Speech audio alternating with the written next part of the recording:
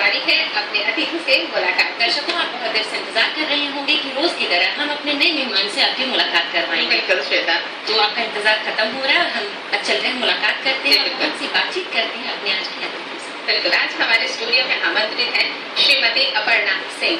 आप बिहार बाल अधिकार संरक्षण आयोग की सदस्य हैं और साथ ही इनके बारे में आपको बताऊं दर्शकों कि आप बचपन से ही समाज के हित के कार्यों से जुड़ी हुई हैं। कई परिवारों, महिलाओं और बच्चों को नई जिंदगियां देने में इनका सहयोग रहा है और साथ ही red light area, slum area और कुष्ठ एरिया के बच्चों को समाज की मुख्य धारा से जोड़ने में भी इन्होंने उल्लेखनीय कार्य किया है।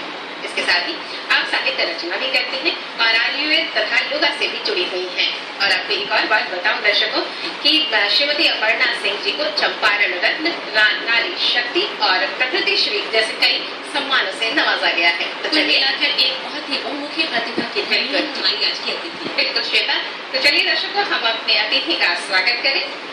अपर्णा जी, आपका बहुत बहुत स्वागत है हमारे कार्यक्रम बिहार बिहार। नमस्कार अपर्णा जी, हम बातचीत की शुरुआत करना चाहेंगे आपके शुरुआती जीवन से, आपके प्रारंभिक जीवन से। कैसे आप समाज हित के कार्यों में लगी और फिर बिहार बाल अधिकार संरक्षण आयोग की सदस्य के रूप में जुड़ी? बचपन तो मेरा यूपी में लखनऊ में बीता।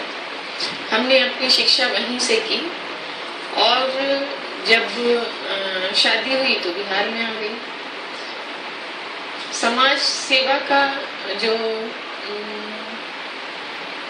छाप पड़ा है वो अपनी माँ से पड़ा है। बचपन से माँ साहब को देखते थे कि हमेशा कुछ न कुछ, किसी न किसी के लिए हर दिन उनका जाता था। तो इसलिए वो चीजें या यूं कहें कि जी में आ गया है कि ऐसा लगता है कि नहीं, हर मिनट किसी को दो। और जिस विद्यालय में मैं थी लखनऊ में, उसका मोटो भी वही था, वी रिसीव टू गिव। तो हमें मिलता है देने के लिए। फिर माँ की एक शिक्षा होती थी कि जो बच्चियां, लड़कियां होती हैं या महिलाएं होती हैं, वो प्रकृति होती है और बेटा प्रकृति को देखिए, हमेशा देती रहती है। तो वो हर तरफ से कहिए कि मेरे अंदर वो देना देना देना देना आ गया, तो वो अभी तक देना ही है। पारिवारिक पृष्ठभूमि की जो एक छाप पड़ी वो अपने अंदर से आया कि परोपकार करना चाहिए। बिल्कुल। जिसने आपको समाज सेवा से जोड़ा। फिर आप बाल अधिकार संरक्षण आयोग से कैसे जुड़े?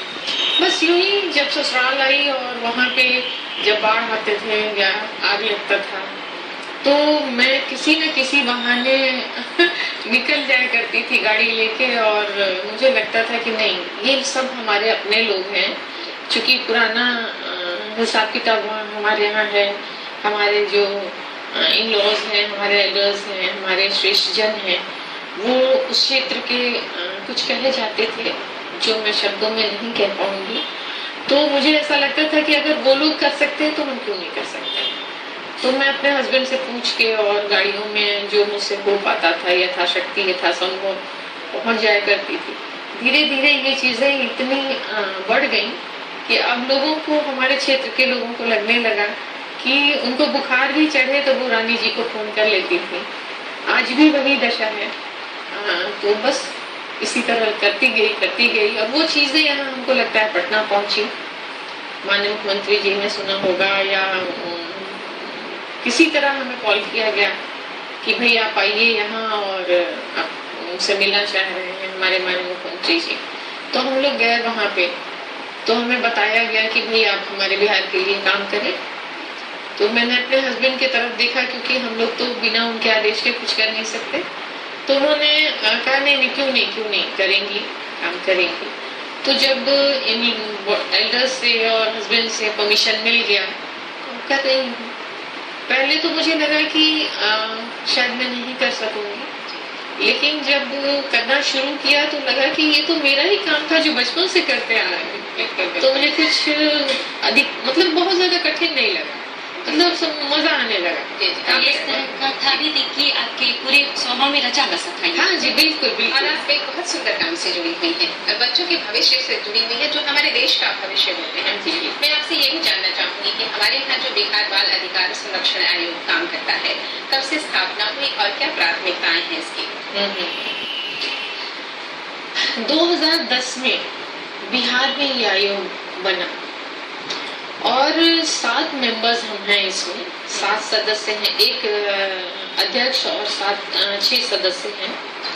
और आपको जान के खुशी होगी कि 11 में हम लोग दिल्ली गए थे, अंतर्राष्ट्रीय समारोह था उसमें, और हर जगह के आयोग के मेंबर्स आए हुए थे। किसी में 2, किसी में 3, किसी में 1, कोई पार्ट टाइम काम कर रहा है।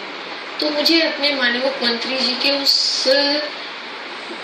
सोच पे बड़ा गर्व हुआ कि बिहारी एक ऐसा आयोग था जिसमें 7 सदस्य हम हैं और 7 डिवोटीज हैं, पार्ट टाइम काम हम नहीं करते हैं।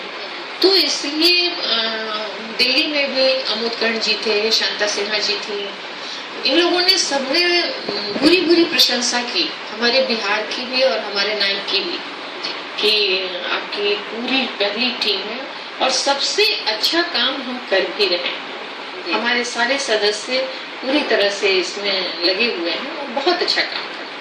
तो 2010 से अब तक समाज पर जो इसका सकारात्मक प्रभाव पड़ा, उसके बारे में हर फील्ड में सकारात्मक। तो आप एजुकेशन में देखिए, आरटी में जो 25% अनिवार्य शिक्षा था, उसमें हम लोगों ने 40,000 50,000 बच्चों को एडमिशन करवाया स्कूल्स में, और जहाँ नहीं होते थे हम खुद जाकर वहाँ पे देखें कि क्यों नहीं हो रहा है। इस तरह से हर क्षेत्र में, आप स्वास्थ्य में लीजिए, स्वास्थ्य में बहुत सारे बच्चों को अभी तक ध्यान नहीं दिया जाता था, पर जब से आयोग बना है अपने अपने क्षेत्रों में हमने सबको जगा के रखा हुआ है। और ऐसा लगता है कि नहीं, अब काम सुचारू रूप से। आप पश्चिमी चंपारण में चले जाइए, उस अस्पताल की दशा क्या थी, वहाँ हमने माननीय मंत्री जी जो थे, अश्विनी जी उस समय हुआ करते थे, उनको बुलवाया, हॉस्पिटल की दशा दिखवाई, और अब बहुत अच्छे सब कुछ चल रहा है। तो ये जो बाल अधिकार संरक्षण आयोग है, ये भी जानने की इसके अंतर्गत कौन कौन से अधिकार आते हैं? मैं आपको इसके विस्तार को बताती हूँ। 0 to 18 पेट में शिशु आया तब से लेके और 18 साल की उम्र तक बच्चों का अधिकार और उनकी रक्षा करना हमारा दायित्व है। और इसके अलावा उन महिलाओं का भी जो 6 महीने तक फीड कराती हैं या प्रेग्नेंट हैं, तो उन महिलाओं की भी रक्षा और उनके अधिकार को दिलाना हमारा दायित्व है। जिसमें एक उदाहरण आपको हम देते हैं कि हमारे यहाँ आग लगी, पश्चिमी चंपारण की बात बता रही हूँ, जो बराबर बहुत ज्यादा समझिए बैकवर्ड एरिया है, और तो उसमें एक महिला फेंट कर गई। अब संयोग से मैं पहुंची वहां, में लोगों ने बताया, तो जब पहुंची तो पता चला कि उनको हॉस्पिटल भेजा गया। तो लोगों ने बताया कि इसके 4 बच्चे अबॉर्शन हो जाए। तो मैंने पूछा क्यों, तो इन लोगों ने बताया जी गरीबी के चलते। तो फिर उस महिला को उसी समय वहीं से, उसी हॉस्पिटल से यूपी, चूंकि मेरा मायका यूपी में है, उत्तर प्रदेश में है, वहाँ वो 3 महीने लगातार हॉस्पिटलाइज्ड रही। और उसके बाद उनका जब बच्चा हुआ, तो वो डॉक्टर है, हमारा भतीजा भी है, तो उसने फोन किया कि बहुत स्वस्थ बच्चा और बहुत अच्छा बच्चा हुआ, और इतना कॉम्प्लिकेटेड था कि लखनऊ से डॉक्टर बुलाना पड़ा मेरे को।